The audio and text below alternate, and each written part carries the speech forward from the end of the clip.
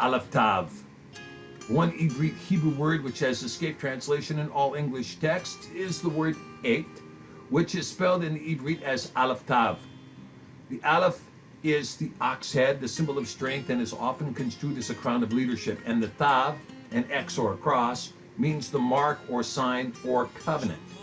The Aleph Tav combination stands 9,500 times in the Ivrit Tanakh and another 518 times in the Brit Chadashah or New Testament. Ivrit translation from the Greek Textus Receptus and does so in each instance without the benefit of translation. It is our election, therefore, to include all of the Aleph Tavs that show up in the text in the Tanakh and the 518 times the Aleph Tav shows up in the Ivrit translation from the Greek Textus Receptus in the text in the Brit Chadashah without benefit of direct translation. For example, in the beginning, Elohim created et the heavens and et the earth, Bereshith or Genesis 1:1. In the beginning was the Word, and the Word was et Elohim, and the Word was Elohim. That's Yahuchanan or John 1:1.